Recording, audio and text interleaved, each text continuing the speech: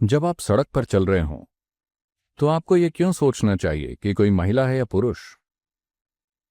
आपको क्या मतलब कि किसी की पैंट के अंदर क्या है। महिलाओं के अधिकारों के बारे में बात करते रहने की जरूरत नहीं है। हमें मानव अधिकार कहना चाहिए और महिलाएं उसका हिस्सा हैं, बस इतना ही। ये महत्वपूर्ण है कि दुनिया में स्त्रीत्व उतना ही महत्वपूर्ण हो जितना दुनिया में पुरुषत्व है। सदगुरु जी, आपको दुनिया की महिलाओं की तुलना में, अन्य देशों की महिलाओं की तुलना में भारतीय महिलाओं में कौन सा गुण नजर आता है? सबसे अच्छा और सबसे सुंदर गुण क्या है भारतीय महिलाओं में? एक अकेला आप गुण। मुझे परेशानी में डालना चाह रहे हैं।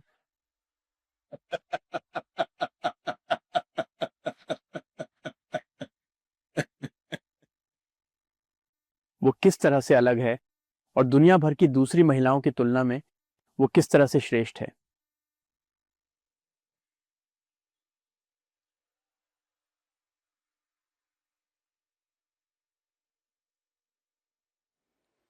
देखिए,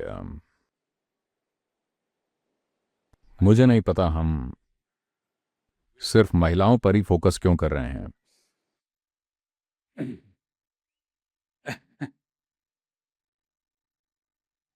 हम हमेशा महिलाओं को फोकस में रखते हैं क्योंकि हम मानते हैं कि वो या तो सही हो सकती हैं या गलत, और बेशक पुरुष सही होते हैं। तो क्योंकि हम हमेशा सही होते हैं, इसीलिए हम देखते हैं कि ये सही किस्म की महिला है या गलत किस्म की। आपको समझना चाहिए, कारण चाहे जो भी हो, प्रकृति ने महिला को ज्यादा बड़ी जिम्मेदारी दे रखी है, बच्चे को जन्म देने की और बच्चे के जीवन के शुरुआती जीवन पर गहरा असर डालने की। और जब हम बच्चे के बारे में बात करते हैं तो ये मत सोचिए कि मामला सिर्फ प्रजनन का है। आप और मैं उसी की वजह से यहाँ हैं। तो हमारा ये अस्तित्व एक महिला के शरीर में शुरू हुआ था। यानी अगर आपका सामान्य जन्म हुआ है, मेरा सामान्य हुआ है। कुछ लोग दावा करते हैं कि वो कहीं और से आए हैं, मैं उनके बारे में कुछ नहीं कह सकता। अगर आपका सामान्य जन्म हुआ है तो हमारा जीवन एक महिला के शरीर में शुरू हुआ था। और आज पुरुष या महिला होने के साधारण जैविक कारकों को हम बहुत बढ़ा चढ़ाकर पेश कर रहे हैं। मैं कह रहा हूं, जब आप सड़क पर चल रहे हों तो आपको ये क्यों सोचना चाहिए कि कोई महिला है या पुरुष। आपको क्या मतलब कि किसी की पैंट के अंदर क्या है। यह आपका काम नहीं है। केवल बाथरूम और बेडरूम में इसका महत्व होना चाहिए, कहीं और नहीं। काम करने की जगहों पर, सड़क पर, जहां भी हम हों, इससे क्या फर्क पड़ता है कि कोई पुरुष है या महिला। आप उन्हें एक इंसान के रूप में क्यों नहीं देख सकते। मेरे ख्याल से हम इस पर बहुत ज्यादा ध्यान दे रहे हैं, जो बहुत खराब माहौल पैदा कर रहा है। यानी कि हम लगातार शरीर के अंगों को लेकर पागल रहते हैं। यही वजह है कि हम लोगों को उनके लिंग के आधार पर पहचानना जारी रखते हैं। आप लोगों को उनकी बुद्धिमत्ता, उनकी क्षमताओं, उनकी योग्यता से नहीं, बल्कि बस उनके लिंग के आधार पर पहचान रहे हैं। ये दुनिया को देखने का सही तरीका नहीं है। हमारे जीवन के कुछ पहलुओं के लिए लिंग महत्वपूर्ण है, लेकिन बाकी जीवन के लिए आपके पास कितना दिमाग है ये महत्वपूर्ण है। आप कितने सक्षम हैं ये ज्यादा महत्वपूर्ण है। लिंग सिर्फ कुछ खास रिश्तों में ही मायने रखता है। बाकी रिश्तों में लिंग का ख्याल आना ही नहीं चाहिए। सिर्फ तभी समानता होगी। कोई जरूरत नहीं है। महिला अधिकारों के बारे में बात करते रहने की जरूरत नहीं है।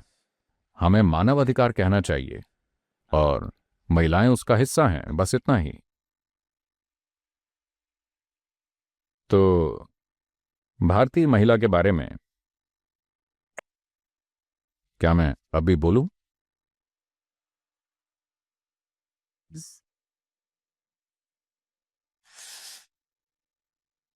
इस देश में लंबे समय से हमने कई शानदार चीजें पोषित की हैं, लेकिन कई गलतफहमियों के कारण इन शानदार चीजों ने भी बहुत भयानक रूप ले लिया। जब मैं कहता हूं इसने भयानक रूप ले लिया, तो कई साधारण चीजें जो महिला की सुरक्षा के लिए की गई थीं, उनकी खुशहाली के लिए की गई थीं, समय के साथ भेदभावपूर्ण हो गई हैं और उन्होंने शोषण का बहुत भयानक रूप ले लिया है। हमें पीछे मुड़कर यह देखना चाहिए कि क्यों ये छोटी छोटी चीजें बनाई गई थीं। अगर हम इनका समाधान नहीं करते तो पश्चिमी दुनिया पूरे उन्माद में है, क्योंकि वो पुरुष और महिला को बराबर बनाना चाहते हैं। इनका बराबर होना जरूरी नहीं है। समान अवसर ठीक है। किसी महिला से वही काम करने की उम्मीद करना जरूरी नहीं है जो एक आदमी कर रहा है। तब प्रकृति ने जो लिंग भेद बनाया है उसका क्या मतलब है? It's important. The feminine in the world is as important as the masculine in the world. ये महत्वपूर्ण है कि दुनिया में स्त्रीत्व उतना ही महत्वपूर्ण हो जितना दुनिया में पुरुषत्व महत्वपूर्ण है। लेकिन आज समानता के नाम पर महिलाएं आपकी स्थिति में आ रही हैं, यानी वो पुरुषों की तरह बर्ताव करना शुरू कर रही हैं, क्योंकि उन्हें पता है कि दुनिया में सफल होने का यही एकमात्र तरीका है। सफल होने का एकमात्र तरीका है कि वो आदमियों की तरह बर्ताव करें। आप देखते होंगे आजकल महिलाएं भी ऐसे करती हैं। ये जरूरी नहीं है, क्योंकि अगर आप स्त्रीत्व को नष्ट कर देते हैं तब आपने महिलाओं को सच में गुलाम बना लिया है।